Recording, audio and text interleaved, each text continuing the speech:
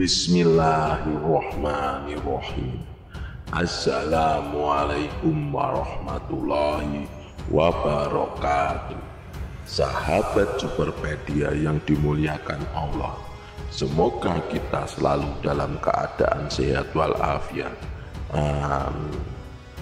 Alhamdulillah dan terima kasih kepada yang sudah like dan subscribe. Semoga selalu dalam lindungan Allah dan diperpanjang keberkahan umurnya. Di video kali ini kita akan menyimak kisah perjalanan spiritual seorang tukang servis AC bernama Faris. Dalam pencariannya akan makna dan tujuan hidup, Faris menghadapi berbagai ujian dan rintangan yang mengubah pandangan terhadap kehidupannya. Dari kopi gawah hingga neraka Zamharir, setiap detik dalam hidupnya menjadi bagian dari sebuah perjalanan rohani yang mendalam. Mohon sahabat seiman semuanya untuk mendengar video ini sampai akhir, agar tidak terjadi kekeliruan dan salah. Nama-nama dalam tokoh ini saya samarkan. Sahabat Superpedia, sebelum menyimak cerita ini, sempatkanlah menulis sholawat kepada baginda Nabi Muhammad SAW di kolom komentar sebagai tanda penghormatan kita kepada beliau. Allah Subhanahu wa Ta'ala berfirman dalam surat Al-Ahzab ayat 56, sesungguhnya Allah dan para malaikatnya bersholawat untuk Nabi. Wahai orang-orang yang beriman, bersolawatlah kamu untuk Nabi dan ucapkanlah salam dengan penuh penghormatan kepadanya. Di sebuah sudut kota Bekasi, hiduplah seorang pria bernama Faris. Sehari-harinya ia dikenal sebagai tukang servis AC yang handal dan rajin. Suatu hari saat sedang memperbaiki AC di rumah pelanggannya Haji Parlan, Faris merasakan sesuatu yang berbeda. Setelah menyelesaikan pekerjaannya, Haji Parlan mengajak Faris untuk duduk sejenak dan menawarkan secangkir kopi. Silahkan mas, coba kopi ini, kata Haji Parlan sambil menyodorkan secangkir kopi yang beraroma khas dan wangi. Faris mengambil cangkir itu dengan rasa penasaran dan menciumnya. Ini kopi apa pak? Aromanya enak banget. Haji Parlan tersenyum. Ini kopi gawah, kopi khas dari Arab. Faris menyeruput kopi itu dan merasakan kehangatan serta keunikan rasanya. Wah mantap, enak betul. Pak, jadi kalau mau beli kopi ini harus ke Arab ya? Pak Haji Parlan tertawa kecil. Ah, ngapain jauh-jauh ke Arab? Di Tanah Abang aja juga banyak yang jual. Keesokan harinya Faris langsung pergi ke Tanah Abang dan membeli beberapa bungkus kopi gawah. Sejak saat itu rutinitas ngopi dengan kopi gawah menjadi bagian dari hidupnya. Setiap pagi aroma khas kopi itu selalu menyegarkan semangatnya. Namun dari sekedar menikmati kopi, timbullah keinginan yang lebih besar di hati Faris. Ia mulai merasakan keinginan yang kuat untuk pergi ke tanah suci dan merasakan langsung suasana Arab yang sesungguhnya.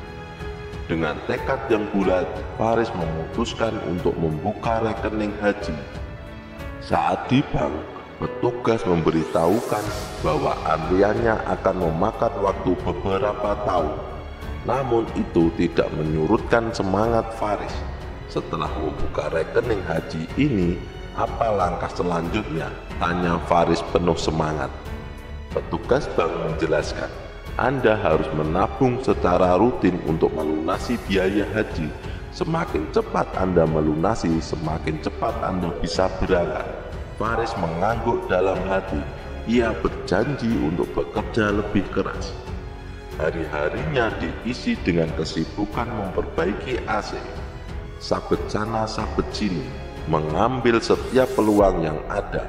Namun seiring waktu, kebutuhan hidupnya semakin bertambah dan beberapa musibah tak terduga juga datang, membuatnya harus mencari uang lebih banyak lagi. Tahun demi tahun berlalu, Faris semakin mendekati waktu pelunasan. Namun perhitungannya meleset, tabungannya belum cukup. Merasa terdesak, ia mengambil pekerjaan apapun yang bisa memberikan penghasilan tambahan, serta menggunakan berbagai cara untuk melunasi dengan cepat. Dengan tekad dan usaha yang gigih, akhirnya ia berhasil melunasi biaya haji tepat waktu. Setibanya di Mekah, Faris merasakan campuran antara haru dan bersyukur mengalir dalam dirinya. Dengan penuh hikmat, ia mengucapkan, "Alhamdulillah, akhirnya sampai di tanah suci untuk melakukan ibadah haji dan memenuhi panggilan-Mu, ya Allah," sambil menitikkan air mata. Pada awalnya segalanya berjalan lancar. Faris menjalani setiap ritual dengan penuh kekusukan dan kegembiraan yang mendalam. Namun beberapa waktu kemudian, tantangan datang menghampirinya. Cuaca di tanah suci sangat terik, dengan suhu mencapai 49 derajat Celcius di siang hari. Meskipun dianjurkan untuk menggunakan sunscreen atau tabir surya sebelum melakukan tawaf, Faris tidak mengindahkannya. Ia merasa semuanya baik-baik saja.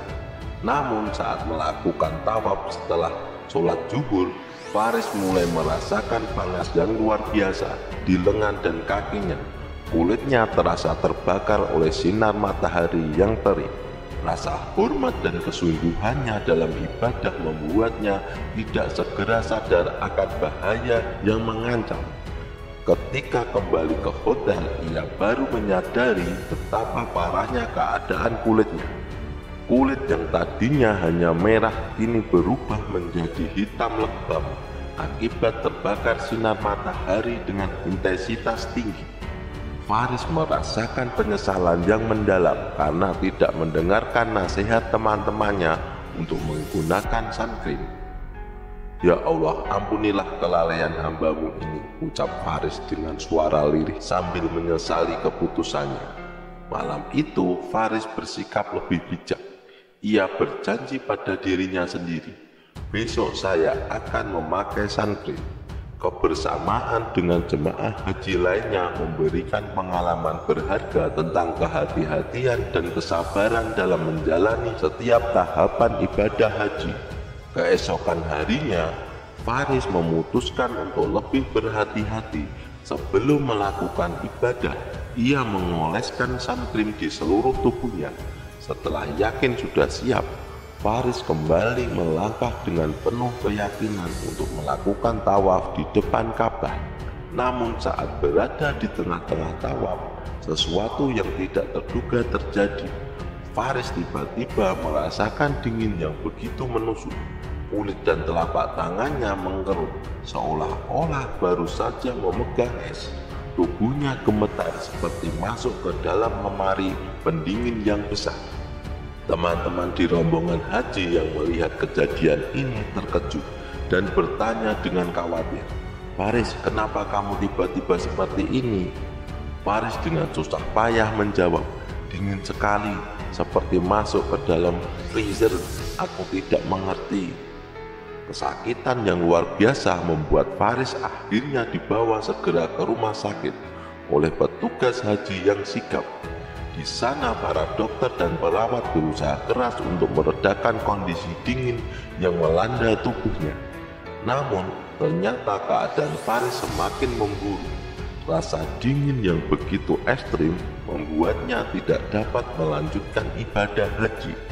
Bahkan di kamar itu, rasa dingin yang menyiksa membuatnya pingsan tak berdaya.